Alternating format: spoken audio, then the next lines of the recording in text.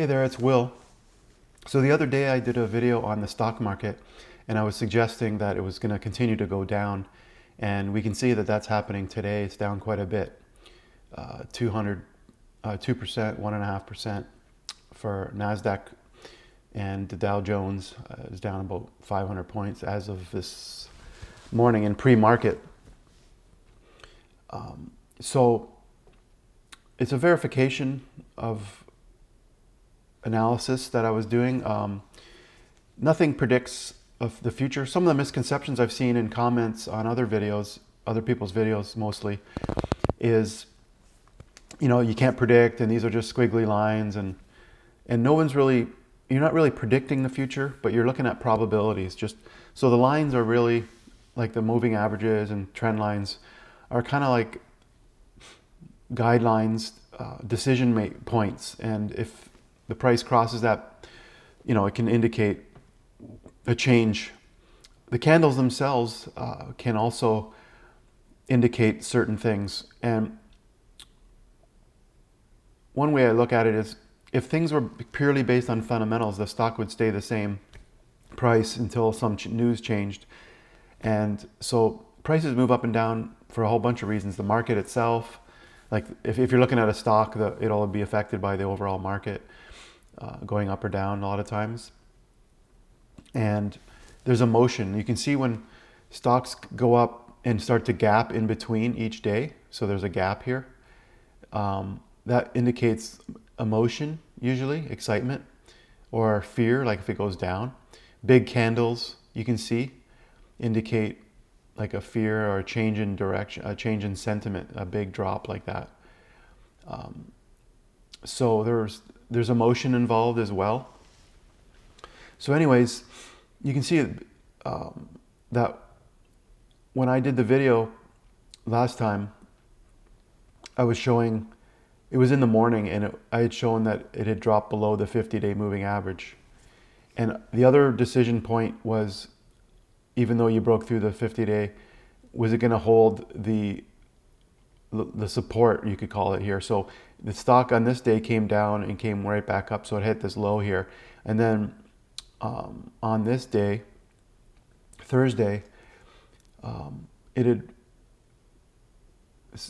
opened here, gone down a little bit, and so this is another day where it never got really below that line.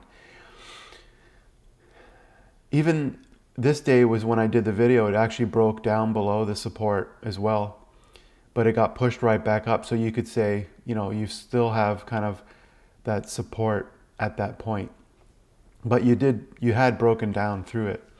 And there was a downtrend here, which you see how it bounced off the 8 EMA, bounced again. It wasn't able to break that recent high.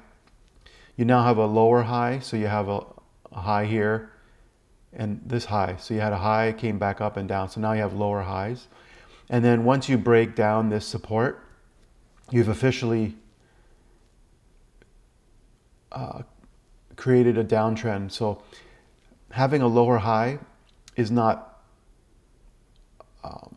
100% of a downtrend, but it's pretty close. And then you have this break of the recent lows, and now you're in a pretty bad situation.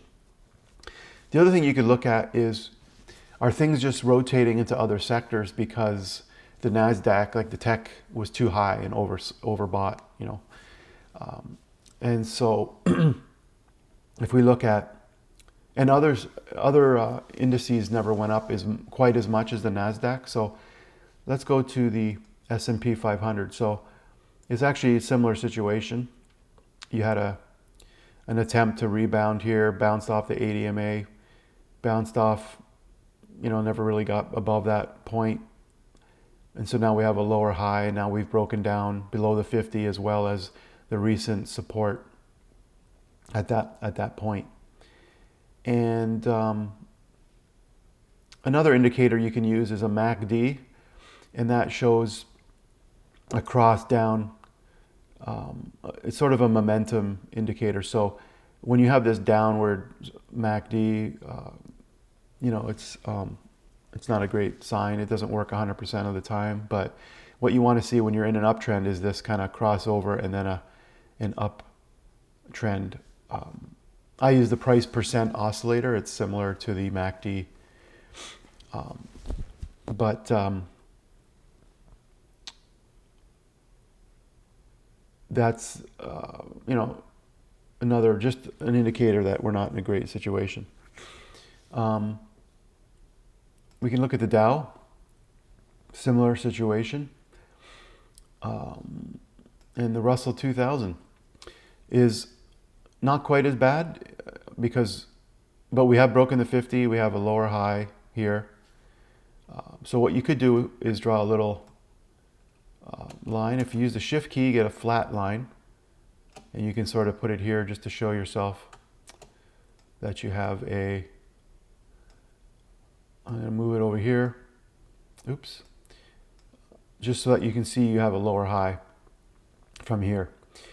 We weren't able to break this recent high up back and then now it's it's a lower high. You've broken through the 50. The only thing you haven't done is broken through this lower support here. The other thing you can do is look at the 200 MA. So if I pull back a bit, that might be another spot, which is quite a bit down from here, 15%. But you may still stay above the 200. The other thing you can do, this is a daily chart, is look at the weekly. So I'm not sure if I mentioned in the last video, but there was a weekly crossover of the MACD. This is a price percent oscillator, but it's very similar. It's just more comparative across different stocks. It's adjusted there.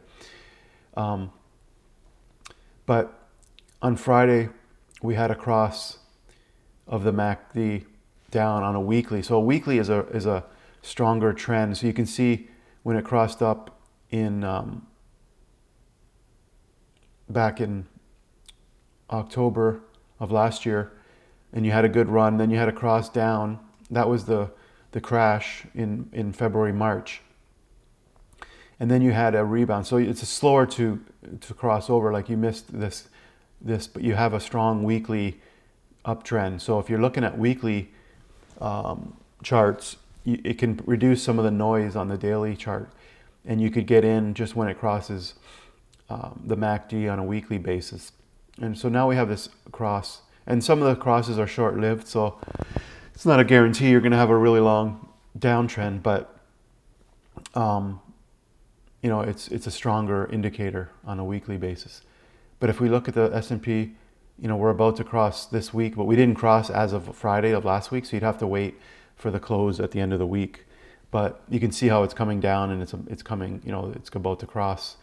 The Dow Jones as well hadn't quite crossed, and the Russell 2000 hadn't quite crossed either. So because all the markets are going down, it's not clear if it's just a sector rotation because everything was going down. But there were some things that were hanging in there, like the biotech was kind of hanging in when everything else was dropping. Sorry, I'll turn off some of this stuff. The home builders, it might be coming down now. Well, this is weekly, but now it's not doing so good. But we had a little bit of a rebound, but now, with everything going down, it's probably not going to do too well. I have the US dollar index here, and this is in relation to Canada, and there's more factors involved than just the dollar itself, but actually, yeah, so you can see how it's been coming up. So a lot of times what will happen is people put their money into the dollar, or they buy, bonds or things like that. And you can see that there's been an uptrend in the dollar. So it's like people are getting out of the market and buying, and just either in cash or doing something like bonds or something like that, money market. So it is not looking great right now in terms of the markets. But if you look at, there's individual stocks and there's also inverse funds. So if you want to look at inverse, I've got